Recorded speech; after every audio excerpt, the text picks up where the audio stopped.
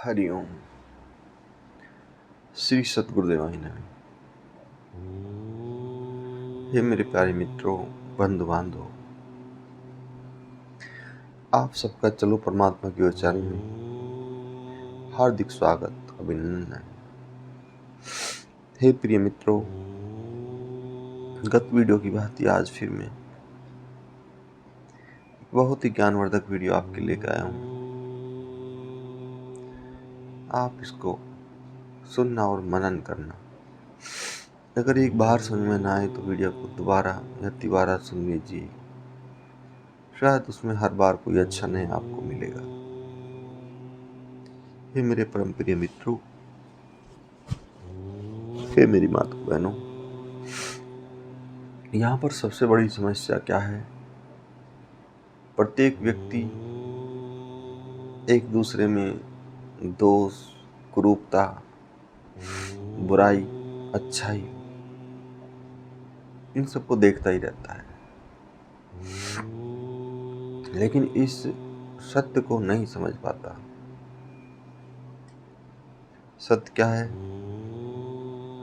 सत्य ये है प्रिय मित्रों कि अगर कोई कुरूप है या कोई बुरा है या कोई अच्छा है, ये सब उस प्रकृति की देन है, उस ईश्वर की देन है। या तो हम उस ऊपर वाले की सत्ता को स्वीकार नहीं कर रहे हैं, जो हम हर किसी में दोष अर्पण कर रहे हैं, या तो ऊपर वाले की सत्ता हम स्वीकार नहीं कर रहे हैं, तो फिर भक्ति कैसी? और कैसा ईश्वर चिंतन? अगर हम उस ऊपर वाले की बनाई हुई इस दुनिया में अच्छाई और बुराई ढूंढ के हमने अंबार लगा दिए, ये अच्छे हैं, ये बुरे हैं, ये झूठ है, ये सच है, ये छोटा है, ये बड़ा है, ये मीठा है, ये नमका है, ये खारा है, तो इसका मतलब हमने प्रकृति की सत्ता स्वीकार नहीं करी है। और जब तक सत्ता प्रकृति की हर हाल में स्वीकार नहीं होती है, तब तक मुक्ति संभव कहा कि उस प्रकृति को हर हाल में स्वीकार करना, जिस हाल में भी वो रखता है और जिस हाल में भी हम उसको देखते हैं, तो मुक्ति का मामला है। अगर इसमें हम इफरबट करते हैं तो फिर मुक्ति कैसे? आप ही सोचिए, चिंतन करिए, मनन करिए इस बात पे। मेरे प्रिय बंधु बांधव, आपके घर में भोजन बना है और जैसा भी भोजन बना है, अगर आपने दिल से स्वीकार किया है तो घर की एक तरफ प्रेम बरकरार है। अगर आपने उसमें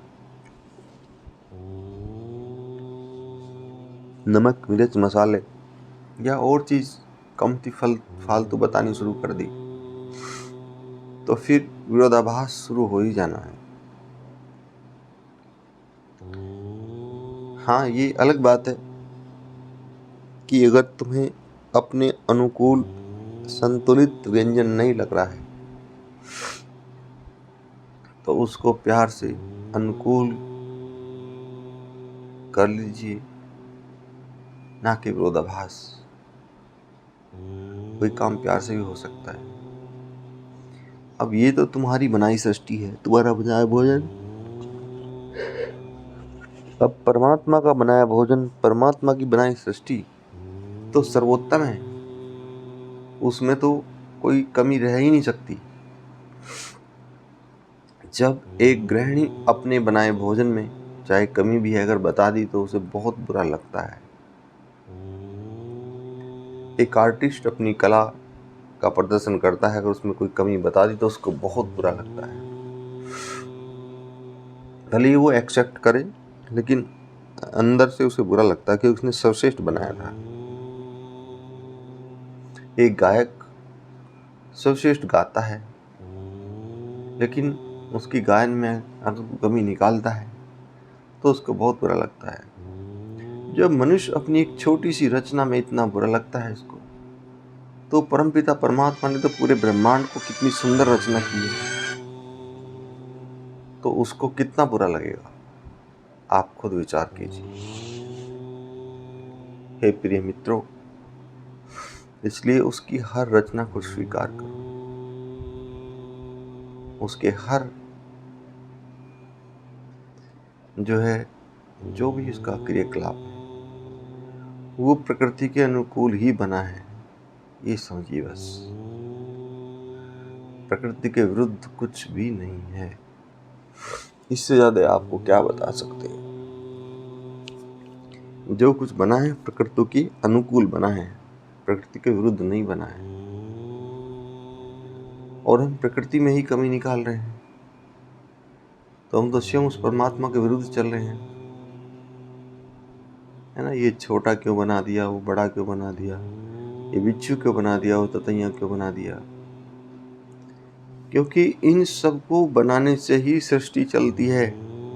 हमें उन रहस्यों का पता नहीं है कि जिन रहस्यों में इनका होना जरूरी है। तभी तो ऊपर वाले ने इतनी ये जातियां बनाई हैं, इतनी तरह के मनुष्यों को बनाया है, इतनी तरह की संस्कृति बनाई है, इतनी तरह के रहन सहन बनाए हैं। तो ये ऐसे थोड़ा है।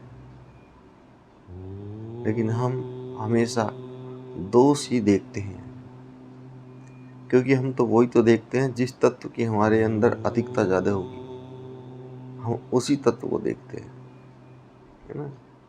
जिस तत्व की अधिकता हमारे अंदर ज्यादा होगी, हम उसी तत्व को देखते हैं।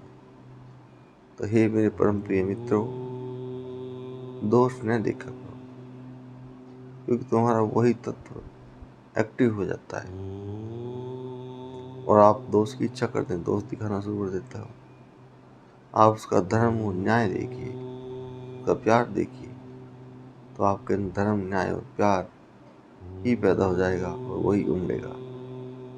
मेरे कहने का तात्पर्य ये था कि जितना सर्वोत्तम हो सके सृष्टि के लिए दें, जितना सर्वोत्तम हो सके सृष्टि के लिए करें, जितना हो सके सर्वोत्तम सृष्टि के लिए सोचें, जितना हो सके सर्वोत्तम से सर्वोत्तम कार्य करें। और जब सबके लिए आप ही सर्वोत्तम करेंगे तो प्रकृति आपके लिए तुरंत लौटाती है सर्वोत्तम बना के, है ना।